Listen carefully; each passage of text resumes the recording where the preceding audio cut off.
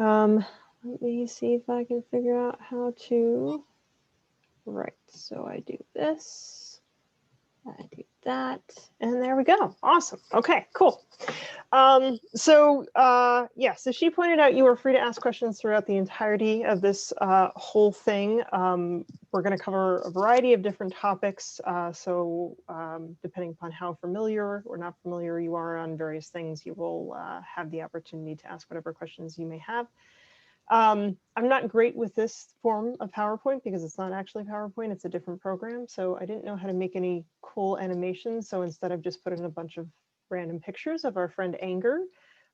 Quick plug, if you've never seen the movie Inside Out, can't possibly highly recommend it enough. I have literally used it to teach my clients about the purpose of their emotions. And anger is a good one in terms of showing us what he is there for. So there's our little friend, and let's get started. So anger is probably one of the most misunderstood emotions. I've never met a person in my entire life who is comfortable dealing with it. Most of us try to avoid conflict, and anyone who has ever attempted to avoid conflict know that that makes it ultimately worse, which is going to be kind of an overarching theme of this whole program, meaning that rather than avoiding it, we want to confront it, but we want to do so in a way that is not going to violate the rights of either ourselves or the people that we are dealing with. Anger is an evolutionarily important emotion. It is something that pops up whenever a boundary is violated. So the classic example that I give people is that if someone were to step on your foot, you would probably not be very pleased about this, and you would want to do something in order to kind of reinforce your physical boundaries. Same exact thing goes when it comes to someone saying something that hurts your feelings, or violating the kind of contract of a relationship that you share with them, or not doing their fair share in terms of distribution of household chores. You name it, all of these situations are the same thing. We're going to experience anger, and that anger is prompting us to set a boundary in a way that, again, doesn't violate anyone's rights and hopefully reaches some level of compromise. So when we try to stuff our anger or ignore it or brush it under the rug, generally speaking, that's really not a good thing, for the number one reason that most of the time when people do violate our boundaries, they don't do it on purpose. They do it because they don't know that those are boundaries. So someone violates a boundary, I don't say anything, they violate that boundary again, not because they're trying to upset me, but because they don't know that they have violated a boundary. So I get more upset. And then by the 27th time that that has happened, I finally explode.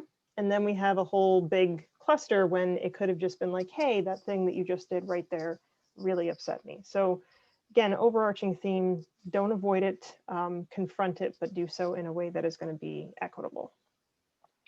Other point about that, we learned something, right? You violate a boundary of mine, you probably need to know why that was a boundary of mine. Most of our really deep-rooted boundaries are related to our childhood of origin, the way that we were treated unfairly, and that can kind of come out in a variety of different ways. So we have to be very careful to look at these not only as challenges, certainly for our communication abilities, but as an opportunity to learn something that we probably really desperately need to know about the people that we're in relationships with, and vice versa. And then finally, kind of already said this, but we learn how to handle anger either really well in terms of directly confronting things and setting appropriate boundaries, or really poorly, like using a variety of other tools in order to try to avoid it from our family of origin. So whatever was demonstrated for you growing up is probably what you are going to either repeat or do the exact opposite of, either of which can be less than effective, because like I said, I've never personally met someone in my life that was good at setting boundaries. So most of us didn't really have good demonstrations of that growing up. So in my experience, most people don't like using the word angry. They will use synonyms like hurt or annoyed or irked or I'm just tired or any variety of other things. And sometimes this is true, as you can see by this little demonstration here, that there's a lot of things kind of hiding under the surface of things that might demonstrate themselves as anger. And sometimes this is just because we're afraid of using the word anger. I'm not entirely sure why it is. I think, again, part of it is just that we're taught to avoid conflict at all costs. So we don't have honest conversations in which we can say that we're angry without that seeming uncomfortable or scary or whatever. So instead of saying angry, we say any of the things that you might see in this iceberg here. Couple different points. Number one, synonyms. At the end of the day, they all mean the same thing. It's really anger. It's just not necessarily expressed that way. And number two is the why of anger. Critical awareness teaches us that we not only need to be aware of whatever the source of the conflict is. You said something, you did something that upset me, but why exactly it worked out that way, right? Did you just get off the phone with your boss who yelled at you and that's why you snapped at me? Was the dog, I don't know, crapping on the rug at the same time that the baby was screaming and that's why you snapped at me? Are you overtired? Are you physically ill? Are you ridiculously overworked and haven't had any time to self-care? Is that why you're as upset with me as you are? There's always a variety of different contributing factors to all of our interactions. And if we don't pay attention to those and ask questions about those, then again, we're not getting the information that we need to know about our partners. And we're also not going to be able to navigate things successfully in the future because those situations affect us every moment of every day. Most of us are stressed in a variety of different ways that we never were before this pandemic. And the strain on our relationships, and in a lot of ways, greater than it ever was. In some ways, I think more of us have a greater appreciation for our relationships than maybe we did in the past. And maybe some of us by this point in the pandemic have gotten better at being vulnerable with each other and kind of talking about, here is what's going on with me. But each and every single conflict is an opportunity to ask those questions and to learn those things about the people that you care about and vice versa. So again, never wanting to avoid those opportunities, but to accept them for what they're worth. And let me know if I'm speaking too fast here. I know I'm talking fast. Okay, good. No questions? Here we go.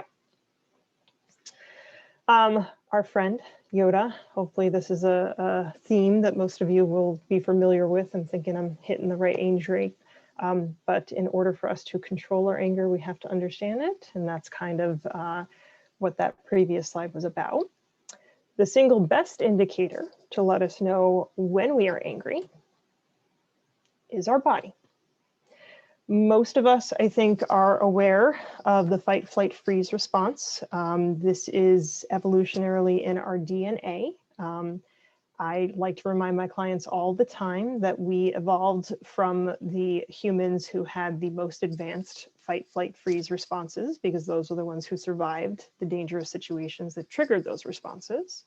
And those that were just super chill and never got upset or worried about anything got killed. So we don't have their DNA. We have the DNA of the scaredy cats. We have the DNA of the angry people who are ready to fight at a moment's notice. We have the DNA of the ones that were the best at playing dead, right? That's the DNA that we have. And that's the DNA that kind of describes why we react the way that we do in different situations. Now you can see on the right, there's a whole lot of different physical and physiological symptoms that go along with fight, flight, or freeze. This specifically labels them as anger, but as the previous slide showed us, sometimes anger can feel or sound like fear, or it can feel or sound like sadness, or sometimes anger is a combination of all three of those emotions. Very frequently that is the case. So it's not only about being able to describe those emotions in words, but it's about being able to identify when you are experiencing them emotionally. And like I said, your body is always going to be your first and most accurate indicator of what you are feeling. So for me personally, my stomach kind of starts to tie itself up in knots, or I get that butterfly feeling. I feel physically hot, as if I'm just suddenly very sweaty. I get kind of like a lump in my throat, maybe like I'm gonna cry, or just like I'm kind of choking a little bit. And for other people, I've heard that their jaw locks up on them, or they start to get really flushed in the face, or they start to get really fidgety all around their body and they have this nervous energy. Whatever it is for you, if you pay attention to that, you're going to notice it. And if you are mindful, you're going to become aware of that way before you actually become aware of, you just said this thing and that made me upset. Because what happens is you just said this thing and that made me upset. My body responded, letting me know that I was upset. My brain started telling the story, which could be any variety of things that may or may not be even remotely accurate. And then the cycle sort of repeated itself. So what we're trying to do in terms of being more mindful is that we're trying to notice when our body is giving us cues of what we are feeling, how intense those feelings are, how manageable those feelings are, and then what we need to do about them. No questions? We're good? Okay. So here's the cycle I just talked about. You have something happening. You have instantaneous thoughts or assumptions or judgments about that thing that happened, which triggers that emotional response, which demonstrates itself as physical symptoms, which leads to whatever action you are going to take. In this case, we see someone kind of losing their cool and yelling at someone. And then you're going to have a response to that, which is going to trigger the whole thing to repeat all over again. So this can either be a positive cycle where we're identifying what we're feeling and expressing it in helpful ways and learning, or it can be a negative cycle where we're not identifying what we're feeling, we're acting out in dysfunctional ways, and we're having the negative consequences associated with that. So by changing both our physiological responses, which we're going to get to in a moment, and the way that we think about things, we're trying to interrupt this cycle in two different places. If any of you have ever done or heard the term CBT, which stands for Cognitive Behavioral Therapy, it's a favorite of most therapists. Cognitions are thoughts, behaviors are actions. So that's the two places in the cycle where we're trying to interrupt things and get them to go more smoothly than they have in the past. So I've broken this down into 5 parts. First is working on the body, as I said before, because that's the first thing that's going to trigger you in terms of knowing what's going on. And it's also the first thing that you need to calm down in order to be able to do what comes next. Part 2 is looking at your thought process and trying to approach the situation from the best place possible. Part 3 is actually doing the work of setting boundaries, of active listening, of expressing between each other what is going on and what needs to change. Part 4 is the planning that comes after that from the understanding that you now have of one another. And then part 5 is the follow-up, which is arguably one of the most important parts of the whole thing. And this is just a funny little thing that I thought that I would put in there, just kind of talking about the physicality of needing to kind of take a step back, but also cute puppies. Uh-oh. There we go. All right.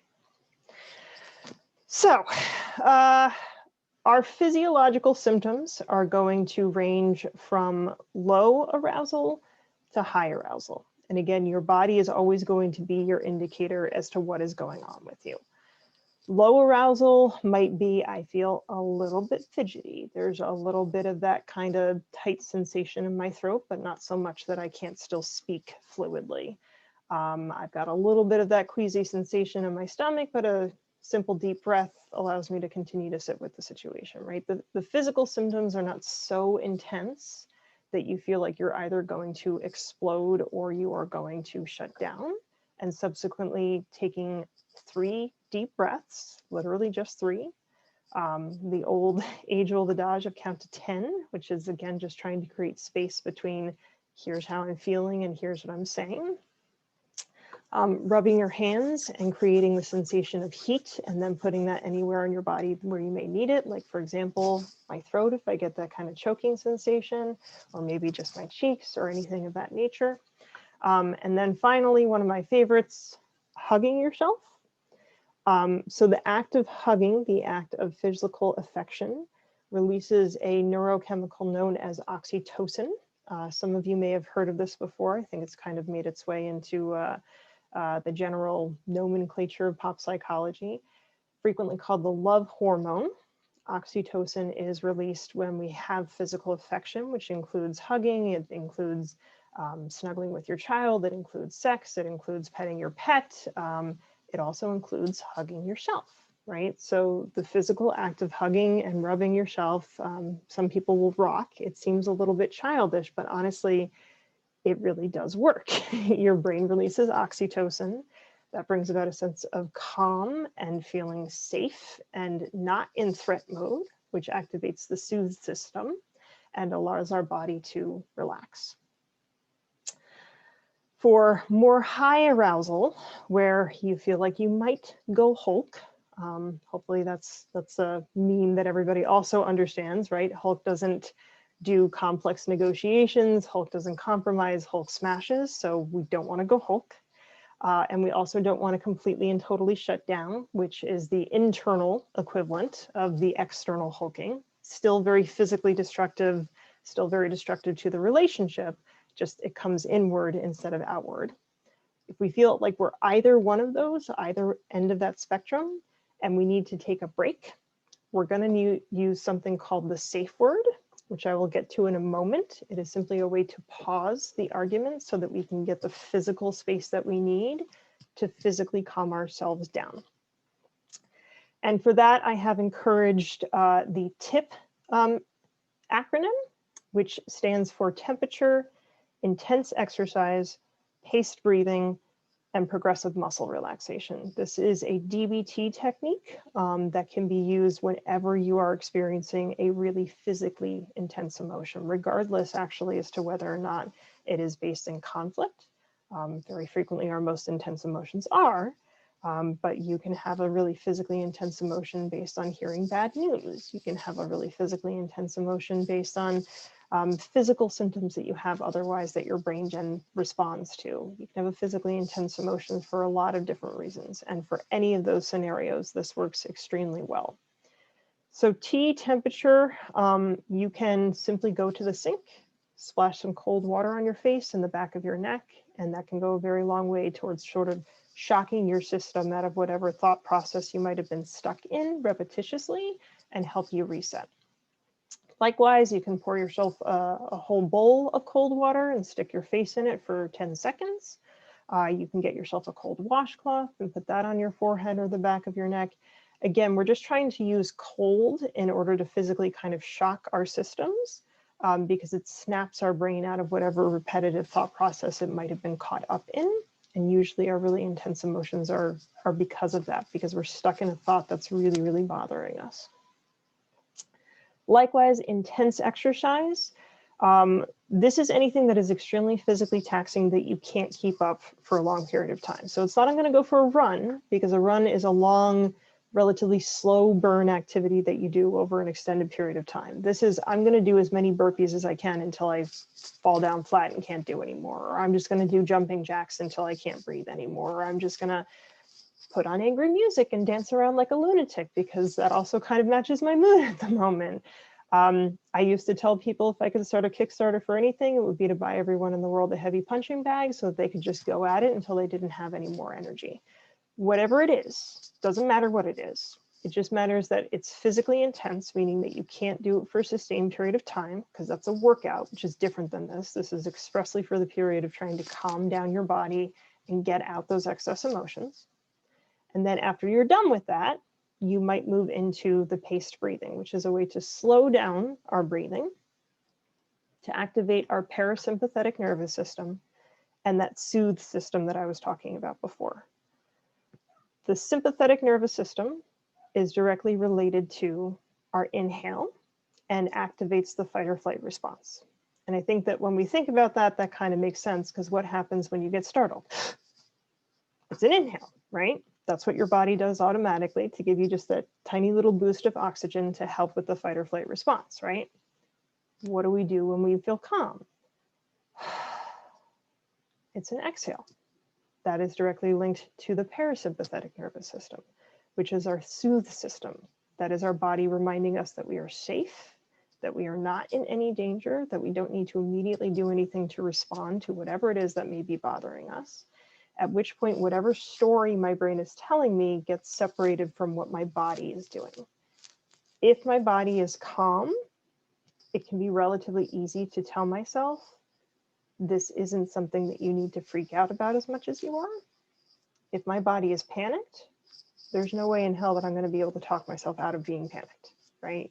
Your body is stronger than your mind, which is why your mind has to be stronger than your body in terms of I need to calm down physically. And then the last thing, progressive muscle relaxation. This is a meditative tool where you will one by one isolate the different muscle groups throughout your body, tense them as tight as you possibly can, and then relax them. This accomplishes two things. Number one, it's going to release that physical tension the same way that the exercise would, because you're tensing as hard as you can and then relaxing. And usually you're more relaxed afterwards than you would have been before you tried tensing in the first place. And number two, it is distracting your mind with something sensory, just like the cold water did, by forcing you to pay attention to your physical body and not whatever thoughts you were telling yourself. So again, that acronym is TIP. If you remember that, if you want to put it on a Post-it note somewhere, if you want to have it in your phone, the paced breathing, which the exact count is 5-3-7, inhale for 5, hold for 3, and exhale for 7. Although those numbers don't matter as much as the fact that the inhale is shorter than the exhale. And again, that's because we're very deliberately trying to activate the parasympathetic nervous system. So it could be a 4-2-6, it could be a 3-1-4. Doesn't matter what the count is. It just matters that the exhale is longer than the inhale. I mentioned down there my absolute favorite meditation app in the entire world, which is called Insight Timer. All of these techniques, the progressive muscle relaxation, the paced breathing, or the slow count breathing, are all on there. They're all free. There's no subscription cost required with it. Like I said, it's my favorite app in the entire world. I recommend it to all human beings. I use it myself every single day, and I absolutely swear by it. That being said, you have a favorite meditation that you like to listen to on YouTube, use that. Doesn't matter. Just matters that you're dropping the temperature, using an increased intense exercise, slowing down your breathing, and doing progressive muscle relaxation. Do you have to do every single one of those? No. Maybe the first one does the trick. Can you do every single one of those if you need to? Definitely. And that's why we have the tip.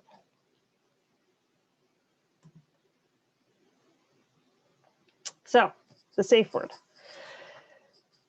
Again, I would recommend this pretty exclusively for the high intensity arguments, the ones where your body is either going to shut down completely or go Hulk, and you don't want to do either one of those things.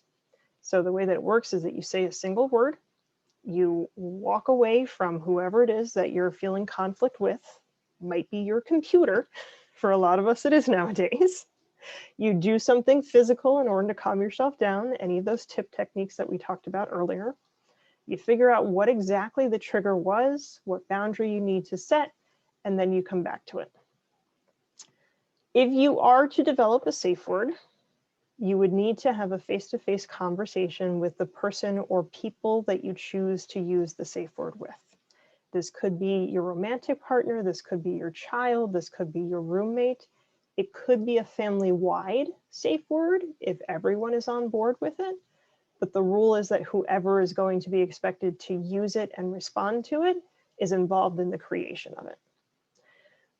It can be used offensively or defensively. Offensively would be that vein is popping out of your forehead and your voice is getting really loud and you're doing that thing that with your jaw that you do when you get really, really angry. And I know you're about to explode because I've seen you do this many, many times. So before you do it, because you don't seem to recognize that you are going to, I'm going to say the safe word. Because we've discussed it ahead of time, you know what the safe word is, you know what it means, you're already on board with as soon as the safe word is said by either person, I'm going to walk away, I'm going to chill myself out, I'm going to figure out what happened, and I'm going to come back, and therefore I don't get you exploding on me. Defensively would be, I recognize I'm getting to that point where my throat is shutting down and I don't think that I can continue this conversation any longer because I feel like I'm going to throw up, right? I'm getting to that shutdown point, so I'm going to use my safe word in order to physically get myself out of the situation, calm myself down, figure out what happened, and come back. regardless as to whether or not you are the person who has said it, the rules are the same. You physically separate, you calm yourself down. If the other person said it and you don't know why, well, then maybe the things that you're trying to figure out is, why did you use the safe word before? Because I wasn't consciously aware of the fact that I was getting that upset. Either way, you're going to ask some prep questions, and we'll get to that in a moment. But you're going to try to figure out what it was that started it so that you can then come back to the person and begin the conversation talking about that. Again, not always necessary. And for the low arousal situation, I would encourage you to stick with it. Take a few deep breaths, do something physical in the moment to keep yourself calm. But in the high intensity situations, it is far better to take a break than it is to try to talk it through when you're really not physically in a state where you can do that. Now, people love to ask me, but isn't that abandoning it, right? Isn't that walking away when someone is in the middle of talking to you, which parents hate it when their kids do? Isn't that? And the answer is, if you've talked about it ahead of time, no, it's not, right? I know you're not abandoning me because the rule of the safe word is that you're going to come back. I know that you're not trying to avoid the situation because the rule of the safe word is that we're going to continue talking about this later, right? It's not a get out of jail free card. It's not an excuse to not have the conversation. It is only a pause button. And if you ever use it for anything other than that, or if the other person does, it's not going to work. So don't misuse it, and it will work appropriately. Try to use it as a get out of jail free card, and it's going to shut everything down. Because then the next time the person will say, well, don't walk away from me because we're not done talking about this. And no, you can't get away from me just by saying your safe word, because I know that that means that you're not going to talk about it later. So if you feel... One question, Beverly, about sorry. safe word. So if you're using the word with a child, is it recommended to provide the child any support during their cooling off period? Or would you rather let them be and let them... Ideally speaking, the kids will have access to whatever their cool down activities are going to be. I know that the thing is usually like, go to your room, and we don't want to say that in a dismissive or a punitive way. So rather than saying go to your room, I will have some parents say, go to your safe space, or go to your corner, or go to whatever pre-designated place has your worry toy or your stuffed animal that you like to punch, or maybe you even have some water right there that you can drink, or something cold that you can put on you, right? Like you have a station kind of prepped that already has whatever tools they find most helpful to physically calm themselves down. And yeah, maybe that is a radio so they can just dance around, right? Whatever works for them, but they have their kind of pre-designated space. And in saying the safe word and rehearsing the safe word, they know, I go to that space independently. I already have the tools that I need to be able to calm myself down. And depending upon how young they are, yeah, maybe once I am calm, I start playing with my toy, in which case you can go over and say like, okay, do you want to talk about it now, right? Because you can see that they're calm. But we're trying to, especially as parents, we're trying to teach our kids the tools that they are going to need in order to manage themselves. So the more that they have kind of had that training ahead of time, and they have access to those tools ahead of time, the more independently that they can operate. And then we can just praise the heck out of them afterwards. I'm so proud of you that you went to your corner. I'm so proud of you. I saw you playing with your toy or doing your stress dance or whatever it was. Like, the more that we can reinforce them doing it independently, the more independent that they will come with it. Really young kids, go ahead and help them out because they've never done it before. They don't know what it is. Older kids, I would say even like 6, 7, 8, like you're starting to get into that age where you can train them. Like, these are your tools. This is how you use them. This is what this means. It's kind of like recess means we all go out to the playground and we play, or at least it used to. Safe word means I go to my safe space. I do whatever it is that I do to kind of calm myself down when I get really mad, or mommy gets really mad, or whatever it happens to be. Okay, great. That was a great answer. Thank you. Awesome. So again, if you choose to develop a safe word, and it's a great, wonderful thing to develop with your kids, needs to be short and easy to say, simply because, as we said earlier, the throat clenching and the stomach churning and all of those other physical symptoms, not really conducive to being terribly eloquent. Can't say the word supercalifragilisticexpialidocious if you're choking. So we keep it 2 or 3 syllables max. It has to be unusual because it's a trained behavior, right? You tell a dog to sit, it sits. It doesn't roll over, it doesn't beg, it doesn't bark, it doesn't ask for a treat. It means one thing and one thing only. So you're not going to use, for example, the word dog if you have a dog, because you might be talking about the dog or fighting about the dog or having anything other thing to do with the dog that has nothing to do with paws, right? The safe word only means one thing, it means paws. So we're never, ever, ever going to use it for anything else. And I've only seen this once, but it was terribly upsetting to me. Never, ever, ever joke about it. I had one client where she sat down, she did her best to have a conversation with her husband. Her husband then used the word mockingly. Shockingly enough, they ended up getting divorced. Don't do that. It is a sacred word. It needs to be treated as such. It's also, as we pointed out earlier, a tool. It's supposed to be a very helpful tool. So we want to see it as that. We want to see it as this is my partner, right? This is my thing that I can use to keep myself safe if I need to. And the last one is it helps. It's not necessarily a requirement, but it helps a lot if it's a joke. So one of my favorite stories that I love to tell is that I was doing couples counseling with this married couple that before I was working with them had a whole series of different family goldfish that they had gone through.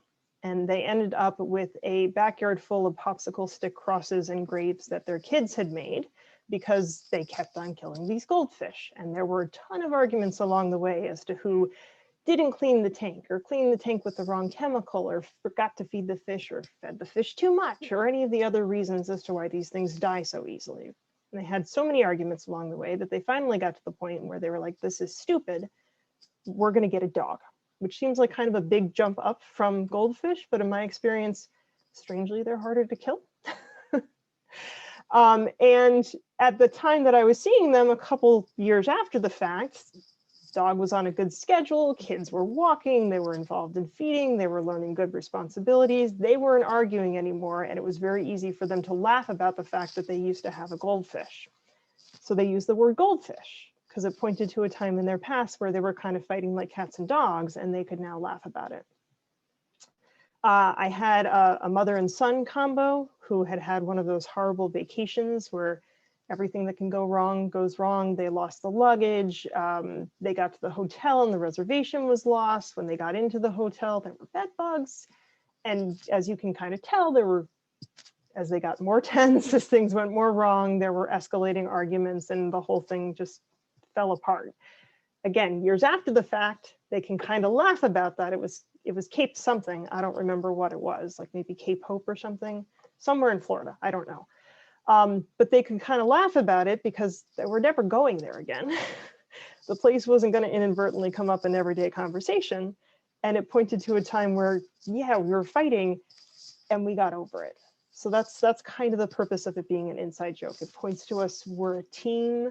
Just because we're fighting doesn't mean that it's the end of the relationship.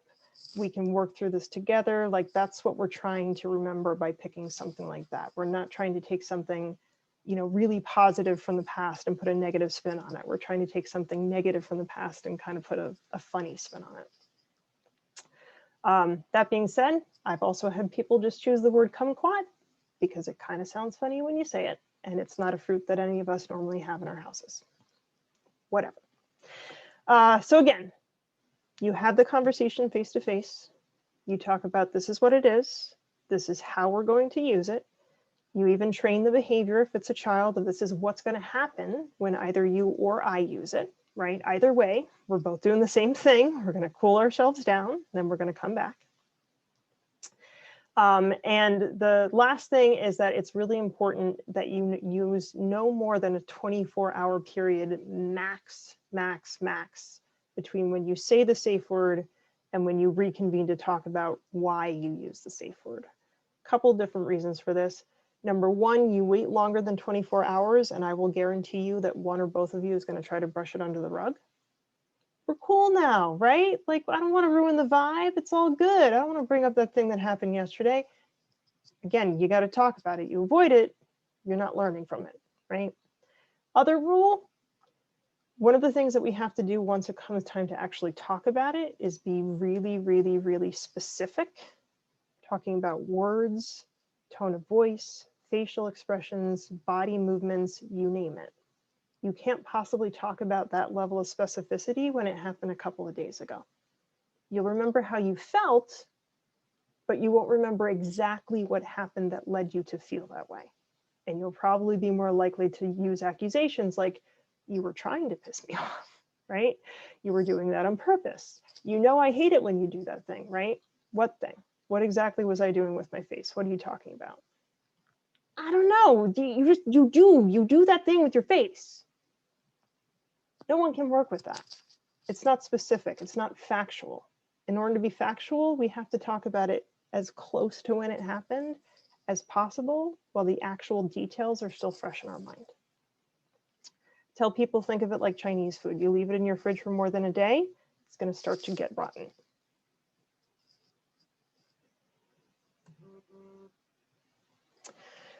All right, so much for the body. Like I said, body comes first, always single most important. Safe word obviously has not done any of the work in terms of helping us understand each other or reach a point of, that's the word that I'm looking for, compromise in terms of what we're going to do differently. But if I am someone who is prone to exploding or shutting down, or the person that I use a safe word with is someone who is prone to exploding or shutting down, it is at least going to undo that. Doesn't fix the problem, but prevents me from digging the hole any deeper. Now comes part 2, the mind. So basic do's and don'ts. Remain calm. That's why we have the safe word there if we need it. That's also why we can take as many deep breaths as we need to throughout the course of the argument if it's something that takes a long time and is very emotionally intense. If you want to use a fidget spinner, go ahead and do that. If you have something physically comforting like a blanket, or you want to play with your sweater, or anything tactile tends to go a long way towards helping us just kind of release some of the nervous energy that comes in having a conversation with someone.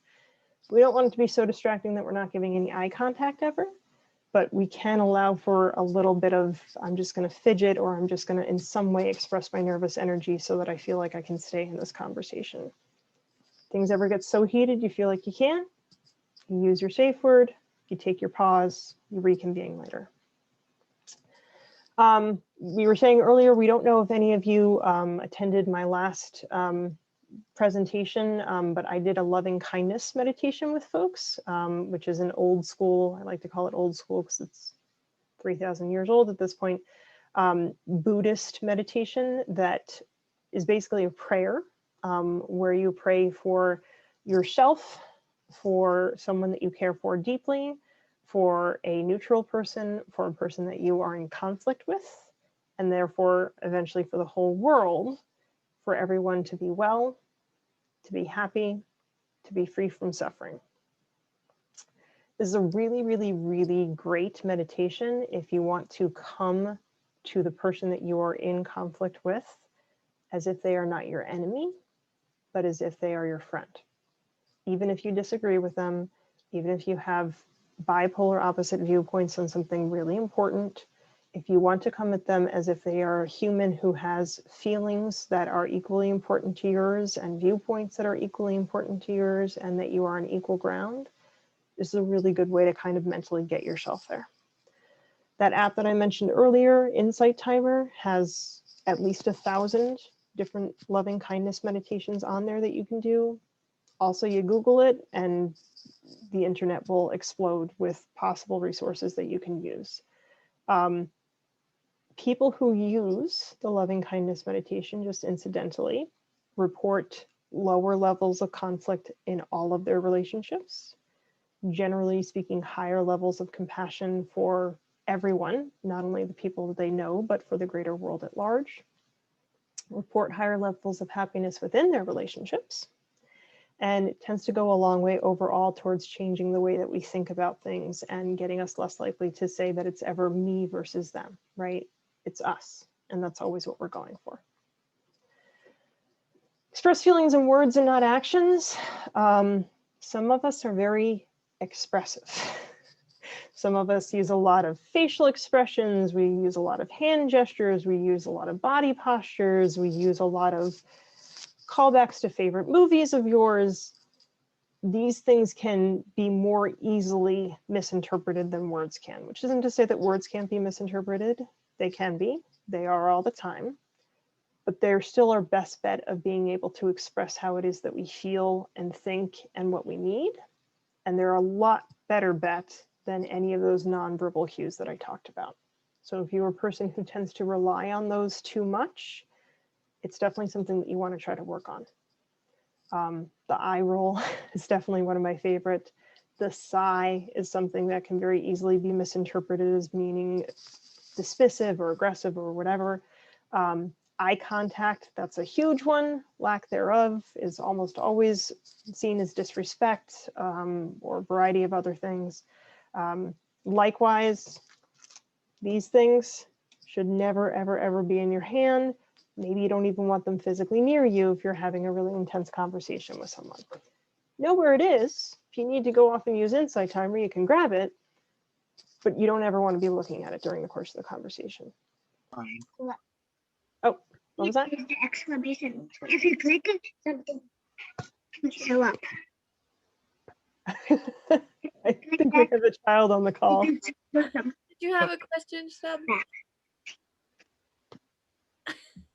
Hi, Beverly.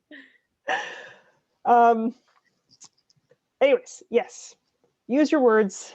They're also are really important tools. And likewise, and again, I don't necessarily see this a lot, but sometimes people will be overly verbose, let's say, or dramatic or poetic in the words that they will use to try to express themselves. We want to try to stick with basic feeling words because they have the highest chance of being understood. We do have a question here. I'm going to let Janet ask it. Go ahead, Janet. Hello? Janet, did you have a question? I saw you had your hand raised.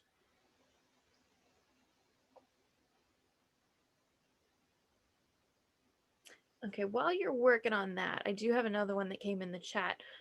Any guidance for kids for when they maybe don't have the vocabulary to express their feelings? Perfect, perfect, perfect question. Yes, two things.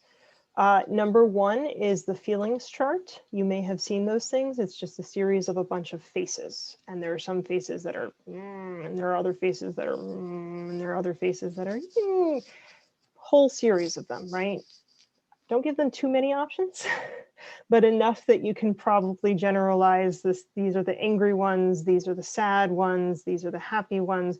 These are the really frustrated ones, which frustrated might mean like, I don't necessarily know what it is that I'm feeling, but I know that I need help in describing it. I need a timeout. I need a lower energy activity because I can't really formulate what is frustrating me.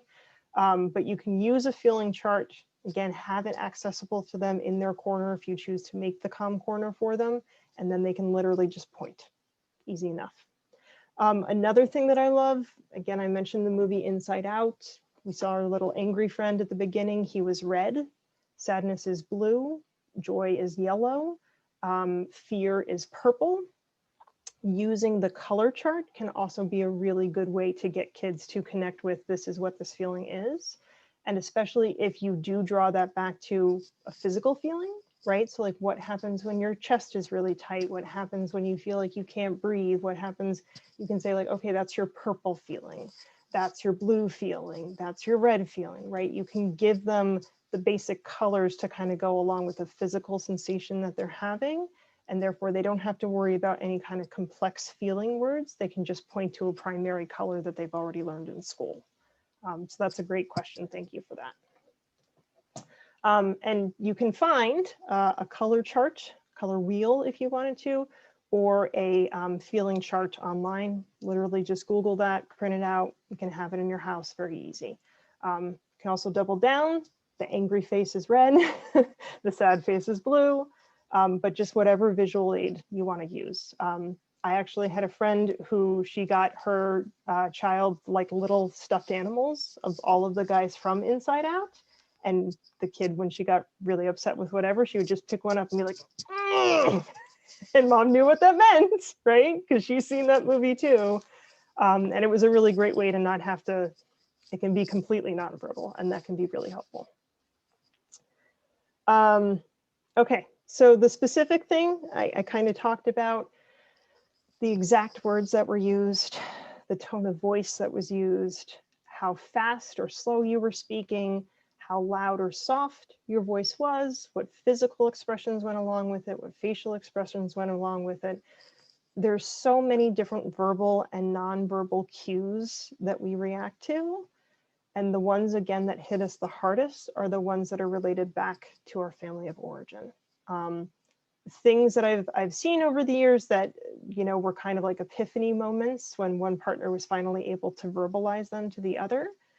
I had a husband who would tell his wife to calm down, and he meant it as literally as he possibly could. He was encouraging her to use her breathing techniques. He wanted her to stop talking and stop escalating.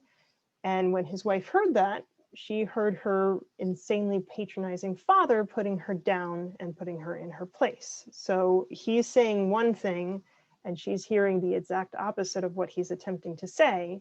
She's escalating more and he's getting confused because he's trying to help her, right? When they had that, like, oh, it was like a huge epiphany moment for them. And again, you can kind of see in that demonstration, it's all about vulnerability. If we're not willing to be honest, if we're not willing to talk about this is why I feel this way, this is why this hurt my feelings, this is why this is important to me, then we're not going to get anywhere. Conflict is the single greatest source of understanding and subsequently the single greatest source of intimacy. When we are able to have these conversations and learn these things about the people that we're in relationships with, we get closer to them. We feel closer to them. We appreciate them more, right? Conflict is an incredibly valuable tool towards getting closer to whoever it is that we are having the conflict with. And subsequently avoiding it is going to create more distance. So you got to be brave. You got to be willing to take risks. Even if it's, you know, a kind of new relationship and you're afraid of getting hurt, give it a try. Start with something small, but start to have these honest conversations about what these different things mean to you, because that's how we get closer to people, and we really can't have that otherwise. Deal with one issue at a time. This means no categories. This is a kind of innocuous example, but it's something that certainly does happen. If you're fighting about the garbage, stick to the garbage. Don't talk about the garbage and the litter box and emptying the dishwasher and throwing the rotten food out of the fridge and any other kitchen related things, right? Stick to one issue. There's a phenomenon known as the kitchen sink, which is where you start with whatever the preceding event is, like the garbage, and then you just categorically list everything else that bothers you. It might be directly related in however your mind has categorized it, or it might just be, I'm just going to throw everything at you because I've been holding this in for a really long time and now I'm doing the volcano effect and exploding, which is again why we have the 24-hour rule, right? Don't stuff it. If we don't express ourselves directly, we're going to express ourselves indirectly, and it's probably going to be in a way that we really don't want to do it, right? One issue at a time, resolve that issue, come to a compromise, figure out a plan. If you want to bring up the next thing after that, by all means, be my guest. If by that point in time you're done and you're tired, which for a lot of us, we kind of are, we'll deal with that one next time. And there will be next time. Okay. Establish common ground. Again, this is just trying to recognize what is it that we do have in common in comparison to what don't we have in common. So something that has been coming up quite a lot is my teen won't do their homework. Maybe they have an anxiety disorder. Maybe they're afraid of their teacher and don't know how to ask for help. Maybe they don't understand the subject and they're telling themselves this whole negative story about why they can't do it. A whole variety of different things that might be going on, but they're not doing their homework. They need to do their homework. They're getting in deeper and deeper trouble at school for not doing their homework. And the more behind they fall, the more overwhelming it's going to become. I promise you that teen wants to do their homework. They may not act like it. It may not seem like it. They may even tell you they don't want to, but there's a reason, right? So the common ground is we want you to be able to do your homework without struggling the way that you're struggling, without feeling the way that you're feeling, right? That's the common ground. So the question is, how do we get there? There's always common ground, especially when it comes to family relationships, because generally speaking, we live together, we're cohabitating, we have common goals, right? Try to figure out what the common goal is. Even when it seems like you have two bipolar opposite views of the thing, there's some common ground. And the common ground might just be like, we don't want to hurt each other by talking about this thing. Don't talk about the thing. If it doesn't directly impact the way that you guys are with one another, classic example, I'm a Republican, you're a Democrat. In order for us to successfully have a relationship and share all the other things that we do have in common, we don't talk about the things that we don't have in common. Is this going to change the political spectrum? No. Is it going to prevent you from losing a relationship that's important to you? Yeah. You get to choose which one has higher priority for you. Don't mean to be dismissive about that in any way, shape, or form. I know people who have ended relationships because of very different views about religion or politics or any of those other big button issues, and that's perfectly within their right. But I think a lot of us, if we could, would choose to, I still want to be able to enjoy your company, and we just have to keep certain things off the table in order for us to be able to do that. That's a thing. I would say that's one of the things that has kept us continuing to have relationships with really different people for a really long time, and it's not a bad thing. Directly related to that, be a team player. If it's the family team, if it's the couple team, if it's the friendship team, whatever team it is, remember that you're on the same team, even if you're disagreeing about things that seem really, really different from one another. And the last thing is active listening. We're going to get into that in just a little bit and talk about some of the details that go along with it. That being said, the aforementioned remaining calm is going to go a really long way towards enabling you to do that. On to the don'ts. It's not about winning. If I have common ground, then that means that we're both trying to get to something that works for us, which means it's never me over you or you over me. So that's never ever my goal. And if it is, maybe I need to go back to my tip, calm myself down, figure out what's really bothering me.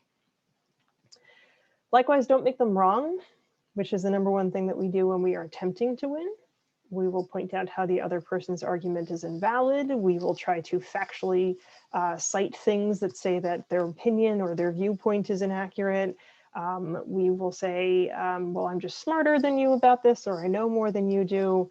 There's a variety of different ways that we do it, but it always comes down to I'm right, you're wrong. If you're ever doing that, you've already lost.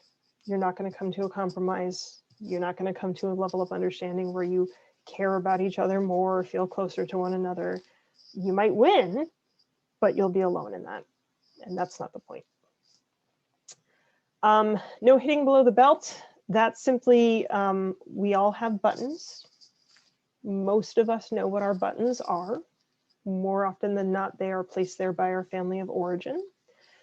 It might be that example that I gave earlier of the patronizing father who would use the word calm down in order to kind of put their child in their place, which then left a scar, so that even though this is a full-grown adult woman who has been married for 20 years, this is an issue, right? Hopefully, if we have done some personal work on ourselves, if we're practicing self-compassion, if we're doing any of these things, our buttons are less sensitive than they were when we were younger. But there are some of them that are still really, really immediate. And the second they get pushed, we have what I call a temper tantrum. With a kid, we know exactly what a temper tantrum looks like. We've all seen them. With an adult, the temper tantrum is simply any emotional reaction that is wildly disproportionate to the trigger that started that emotional reaction. Again, with partners that we've known for a long time, with relationships that are well established, we usually know what these super sensitive issues are, and we're usually very careful to avoid them. If we have to talk about a super sensitive issue, we're going to be that much more trepidatious in terms of taking each step very, very carefully and slowly and deliberately, so as not to try to set that person off. And maybe even kind of preface it by saying, I know that this is really hard for you to talk about, but, and then we can kind of just set the stage of like, do your breathing, do your other things to kind of keep yourself calm, because we do need to talk about this. Avoid accusations. In general, accusations is anything begin with you. Classic examples include, you made me angry, you pissed me off, you hurt my feelings. The worst is the most direct accusation of, you were trying to make me angry, you were trying to piss me off, you were deliberately hurting my feelings, you were doing that specifically because you know that it makes me crazy, right? Even if you're saying you misheard me, right? You got upset and that wasn't what I meant to say, it's still going to be perceived as an accusation, and it's still likely to get the other person to react defensively, which is why we never, ever, ever start with you. There's going to be a you in it, but the you comes after the I. The I always comes first. I was upset, I was hurt, I was frustrated, I was overwhelmed, I whatever. When you, and then you very directly and very specifically describe whatever the behavior was that triggered your emotional response. I was really sad when I was trying to have a conversation with you and you wouldn't put your phone down. I was really angry when I called you and you hung up on me. I was really frustrated when I asked you to get ready for dinner and you continued to play your video game, right? We are aligning a behavior that we observed with our emotion, but we're not accusing the other person of being responsible for our emotion. Anyone who's ever taken a statistics course will tell you that correlation does not equal causation, right? Just because these two things happen at the same time doesn't mean that one caused the other. So we're trying to create a correlation. This is how you behaved. This is how I felt. They are related, but they are not causational. This, if you phrase it this way, can lead to understanding. Understanding being, I understand why you feel that way, right? My understanding might be, you feel that way because your dad just totally screwed you up and that's why you misinterpreted what I said. But I understand it, right? I get it. There's emotional pain there. There's a history there. There's a scar there. There's a reason that that's important to you. And no, I wasn't responsible for it, but there was a trigger that happened. And because I care about you, yeah, I want to stop that trigger from happening, right? We can have understanding when there's not blame. If there's blame, you're only ever going to get defensiveness. No use. Always start with I. Even if it feels formulaic, even if it feels like you're just repeating something that you've heard from a therapist, start with I. Directly related to that, no generalizations. Always and never both violate the previous rule of specificity. Likewise, any hyperbole, I can't remember the last time that, this hasn't happened in forever, you're gonna keep doing this forever, any of those things. As soon as you are violating the rule of be specific, and again, be specific usually means within the past 24 hours, you did this concrete thing that I can talk about in a very specific way. Again, you're going to invite the other person to get defensive. These words are so insidious. They're so part of everyday language. They slip out so easily. You got to get them out of your vocabulary, either in description of yourself or other people. They're not good words. Never say never, and also never say always. Don't exaggerate. This is basically, just because you feel this way doesn't mean the other person wanted you to feel this way or deliberately acted the way that they did in order to make you feel this way. And even if you're pretty sure that that's what happened, you're still not going to describe it that way. You're still going to just draw a correlation. I felt this way when you did this externally observable, concretely describable behavior.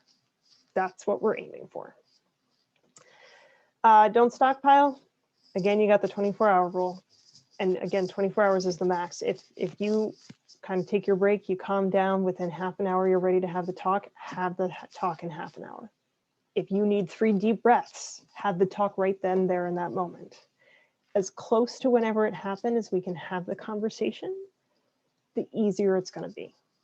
The longer we wait, the harder it's going to be. The only reason that I have the 24-hour rule in place is because what if the argument breaks out at midnight and you have to be up at 6 o'clock the next morning? Or what if the argument breaks out in the middle of the baby screaming, the dog crapping on the rug, something else going catastrophically wrong that you have to deal with right in that moment? Now's not a good time. Sometime within the next day, we can figure out a time to sit down and have this conversation. I don't care what you got going on in your life. And last one, avoid clamming up. This is because shutting down is just as destructive as going Hulk. And I realize that we're already at 8 o'clock and I apologize. We'll speed up a little bit. So again, nobody likes conflict, but as we said earlier, the more that you avoid something, the worse it gets. All right, step by step. So I have said my safe word. I am taking some time to figure out what exactly is bothering me. What do I want the other person to do or not do? And just as specific as we are in describing the behaviors that upset us, we want to be specific about describing the behaviors that we want them to do differently. And the last one, are my feelings in proportion to the issue? This is the question about the 24-hour rule. If this is the first time that you're bringing something up, even if the other person has done it habitually for a long time, and you've just never been brave enough to bring it up before, or you've just never wanted to bring it up before because you tried to convince yourself it wasn't a big deal and yet it still really bothers you, or any of those other reasons, you have to act as if it's the very first time that you're bringing it up, because from the other person's perspective, there's a very real chance that it is. Even if it's something like, I know that they know that this drives me crazy. They probably don't. We can't read each other's minds. We don't know each other's histories if we don't share them with each other. We're not aware of the myriad of other things that factor into how we're feeling on any given day. Treat them as if they don't know, no matter how many times it's happened before, because that will at least give you a common ground to start from, and you can go from there. If you've discussed it in detail ad nauseum in the past, they know. They can be held responsible for their behavior. If you've never brought it up before, act like it's the first time. It is 1,000,000,000% okay to answer the questions in both step 1 and step 2 with the help of a third party. You can call a friend, you can talk to your therapist, you can talk to your accountability partner if you have one for anger management, whatever it is. It's totally okay to answer these questions ahead of time, because none of these questions are being answered in the presence of the person that you're going to talk to. Good friends, they kind of tend to ask you these questions anyway, right? Whoa, slow down. What exactly happened? What exactly did he say? What exactly did she do? They tend to ask you these questions just automatically, so they can totally be good people to go to. Again, within the 24 hours, you might not be able to do that. So you can also journal about it.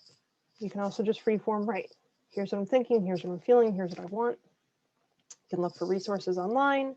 We have a bunch of other options to help us answer these questions, but what we want to be able to answer is, what's the behavior that I'm trying to get the other person to change? And how do I express my feelings, right? Those are the two main things that we're trying to answer. Number 2, what are my goals? Compromise is a bartering process. Here's my asking price, here's my settling price. I'm trying to get somewhere in the middle, right? That's why I offer my asking price, even though I know I'm probably not going to get it. I'm trying to get something better than my settling price, which is why I start up here, because it gives me some wiggle room. You want to figure out both of those things before you actually have the conversation. Now, I know some of you are asking right now, but what if I'm doing my deep breathing right in the moment and I didn't take the time to go out and ask these questions? If it's a small thing, you can probably answer those questions on the fly because it just happened. It's still fresh. And you can just say like, hey, I don't want you to say that because that hurts my feelings. Simple as that. This is for the more complicated stuff, or maybe you did need to take the break and maybe you did need to kind of think a little bit deeper. Step 3, timing. Timing is everything. This is, like I said, not when the dog, the baby, you just got in the door from some terrible thing that happened before I brought up this issue with you. You're not in the middle of your favorite TV show that you love more than anything else in the world and don't want to interrupt. Within 24 hours, we can find a time and we're going to have the discussion about like, okay, can we have the conversation now? But we can find a time that's mutually convenient for both of us. Directly related to that, location, location, location. This is huge, huge, huge, huge. No fighting in the bedroom. For adults, the bedroom is for sleep and sex only. And if you do anything other than those 2 activities in that, you're not going to be very good at those activities. Countless scientific studies have shown that people who work in their bedroom suffer from chronic insomnia. People who fight in their bedroom don't have the best sex lives in the world. With kids, even though I'm sure that you're used to having conversations with them in their room, if you're going to make that like calm space or that cool down space or whatever, you can have that just adjacent to the living room or just off of the dining room or just off of wherever. We want to go to neutral spaces. We want to find the Swedens or the Switzerlands of our house. Usually spaces like kitchen, dining room, living room. It's not my space. It's not your space. Added benefit of these spaces, more often than not, they have more than one exit. If things get really heated, I can go that way, you can go that way. We don't even have to physically cross into each other's space. Very, very helpful. Likewise, never, ever, ever, ever, and this is especially for the parents, stand in the bedroom doorway of your child and start something with them. They will feel like a caged animal. It will not go well. Invite them to have a conversation with you in the living room, the kitchen, the dining room, wherever. Neutral spaces. Last thing that's super important, no fighting in the car. There's no escape from the car. It's a really dangerous thing. Likewise, no fighting over text. I am shocked as to how many people I have to remind this of. We talked about specificity. We talked about needing to describe your feelings. We talked about being vulnerable. You can't do any of those things over text. Text is for pick up milk on the way home. Text is for I love you. Text is for something that you can say in a single sentence or less with an emoji, and that is it. If you find yourself typing out a paragraph, pick up the phone and call the person if you can't see them in person. If you can see them in person, even better. And yes, I know that in person probably means this interface, but still, it's a hell of a lot better than text. This is especially for the parents with the teens. This is especially for the teens with the parents. No fighting over text. Can't stress that one enough. All right, step 5, I statements. Kind of already talked about this. Trying to think of some other examples off the top of my head. When I ask you what is wrong and you say nothing, and then I hear you in the kitchen rattling pots and pans and cursing at the dog and muttering under your breath, I feel disrespected, like you don't want to communicate with me, like you're trying to avoid a conversation that we need to have, right? I statement, behavior, request. That's what it breaks down into. With repeat offenses, when I talk to you about wanting you to ask me how my day went, and you have not been doing that, or at least you didn't today, because we're talking about 24 hours, I feel hurt. I feel as if the conversation that we had wasn't as important for you as it was for me. I feel whatever it is. Again, we're trying to be as simple as we can in describing these things because we want the other person to understand them. But we're trying to draw as close of a correlation to the behavior as we can to our emotional state without using blaming words. Step 6, probably the most challenging, active listening. Most human beings usually listen to the first 5 to 7 words out of the other person's mouth and then immediately start formulating a response in their head, right? You say this thing, I have a comeback for that. That's what I think of, and I don't listen to anything else that you say. Hugely problematic. Other reason that's hugely problematic, most of us, especially those of us who are not really good with conflict, might take a little while to get to the point. Even if they're attempting to use I statements and they're attempting to express how they feel, they might meander a little bit before they get down to, this is the thing that I need to talk about. And if you stop listening right in the beginning, you're not hearing them. So not only do we need to kind of shut off our own internal dialogue to really try to listen to, and again, all of these nonverbal cues, the specific words, the tone of voice, the cadence, the volume, all of those things. These are the things that we really need to cue into because we might need to give the other person feedback about them. So we have to shut off that voice in our head that wants to immediately respond or thinks it knows the answer or thinks it knows what to say in order to really listen to the other person. And then, and this is the really important part, we need to check. You might, if you've ever been in therapy, have heard things like this, because this is things that therapists say a lot. So what I'm hearing you say is, so it sounds like you're upset because. So if I'm clear, what you want me to do is, you're not repeating, you're not parroting exactly word for word what they said.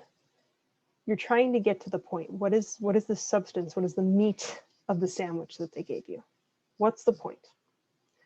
And when you ask this, you're looking for a firm verbal confirmation of yes. That is what I mean. That is what I'm trying to say. That was exactly the point that I was trying to get to. Yes. If it's something along the lines of, I guess so, or yeah, kinda, ask again, let them talk again, active listen again, and paraphrase again. Is this what you mean, right?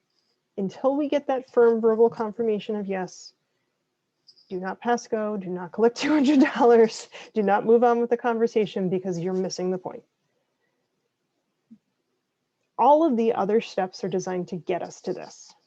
Because when I was talking about how conflict leads to intimacy and conflict leads to understanding, this is where that takes place. It's in listening. It's in being heard. It's in being understood. It's in being gotten.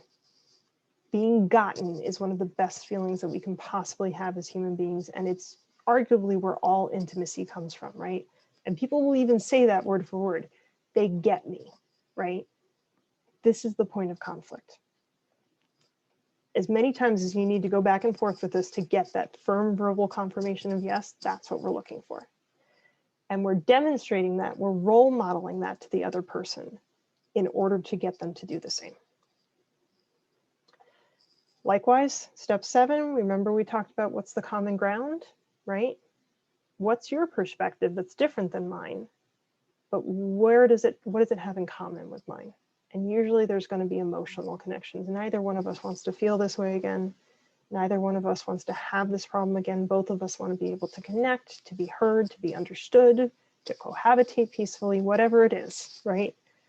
This is your common ground piece of it. And it's just understanding this is why you have a different view on it than I do. No questions? We're good? Okay. All right, next part is planning.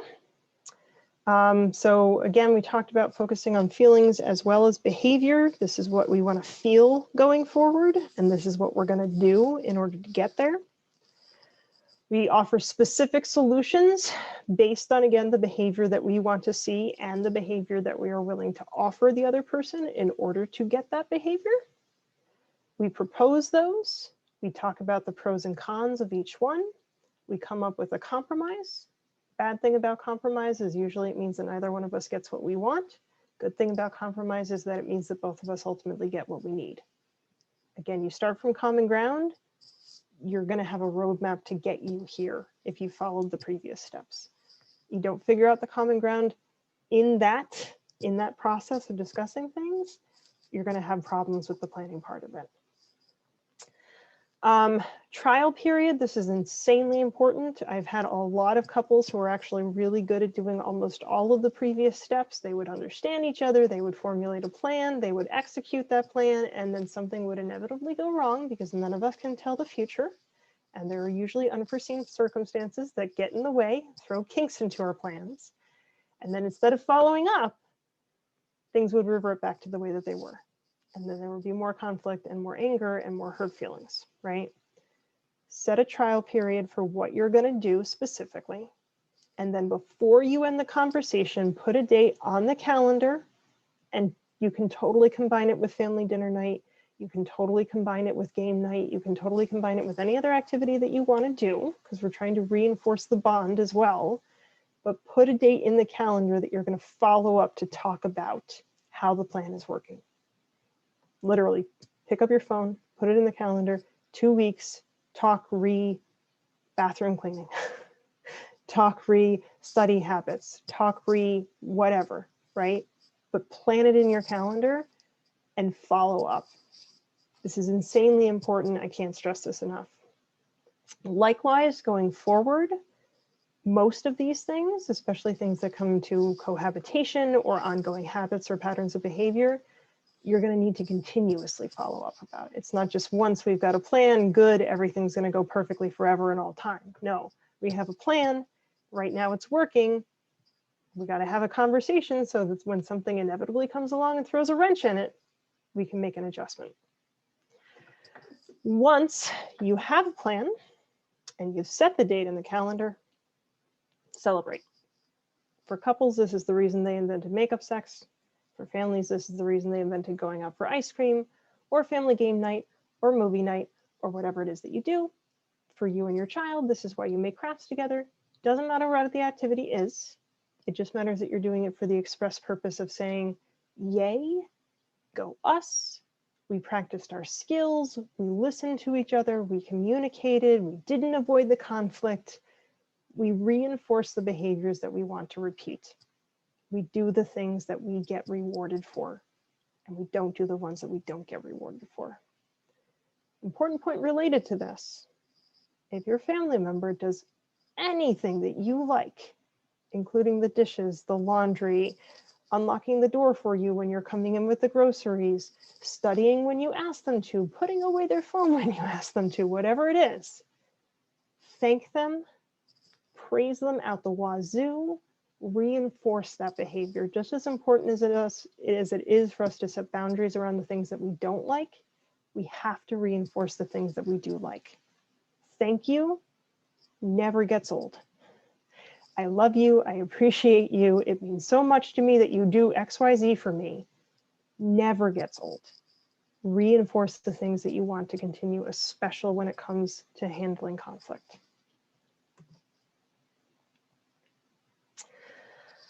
So we set the date. We've got the date in the calendar. We're going to sit down face to face. We're going to talk about, here's what we planned. Here's what we did. How did it work?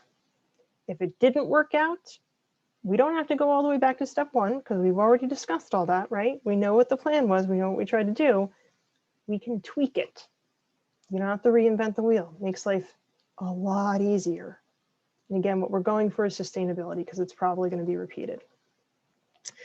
Check in with each other regularly to see how it's continuing to work. Reinforce out of the things that are positive, tweak the things that aren't working so well, do this on a regular basis.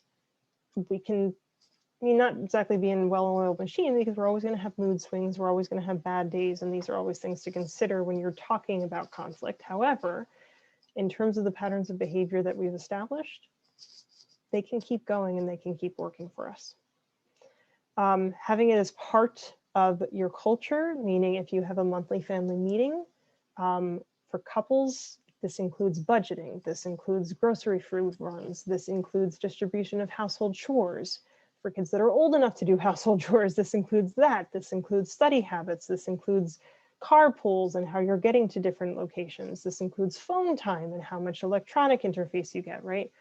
All of these check-ins can be part of a regular structured activity that you do on a frequent basis. And if you make it part of that, there doesn't have to be a, oh God, I don't want to have this conversation. It's just, okay, it's family meeting time. This is what we do. And no matter how many groans there may be along the way, if it's part of the culture, they're going to do it. Super important. And again, last time I'm going to repeat this, the longer you wait, the bigger it gets. So final thoughts. If none of these things work and you need extra help, don't wait any longer. Get in before there's a crisis. There's two types of couples that I see. There are the couples that come in who are still arguing, in which case I have a place to start with them because we can talk about communication tools and we can talk about patterns of behavior and we can get somewhere. And the couple that stopped arguing a long time ago because they just gave up, in which point it's only a matter of time before that couple is going to split up, because part of my job is bringing up all these things that they stopped talking about, which brings up a whole bunch of resentments that at this point in time, they're not going to get over or forgive each other for, which means that inevitably it's going to come down to, yep, not to put a negative spin on anything. If there are problems that you haven't brought up because you've been scared or because you didn't think that you had the tools, try. You have a whole bunch of tools available to you to put in the effort, to put in the work. And yeah, they work if both of you are willing for them to work. So, any other child-specific questions? I feel like there were probably a lot of parents on the call, which is understandable. Want to make sure that I described everything in a way that also applies to kids. I haven't seen anything else come through, but at this point, if anyone wants to unmute and ask any questions, I'm okay with that. And I apologize again. I know that we went way over time, but I appreciate you all sticking with me.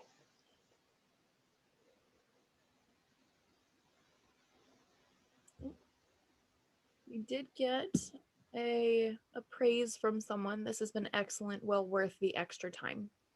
Awesome. Very happy to hear that.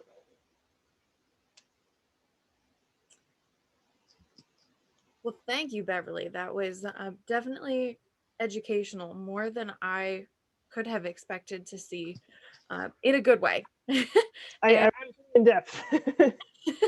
And we did have someone asking if you were going to be sending out a copy of the PowerPoint. Well, you said that we recorded this, right? Did. Yep. So I did reassure them that they can rewatch. Yeah. Okay. Sounds good. I'm going to open it up to any last minute questions, comments, concerns.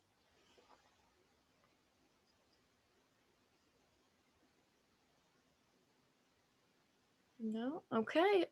Just a reminder, Beverly is from the Springford Counseling Services. So if you did need any of that guidance, they're tremendous. And other than that, let me know if you have any questions. You will be receiving a follow-up email from me tonight. And other than that, I hope everyone has a great night and finds this very educational. Thank you all for joining us. Absolutely. Right. Bye-bye, everyone. Thank you.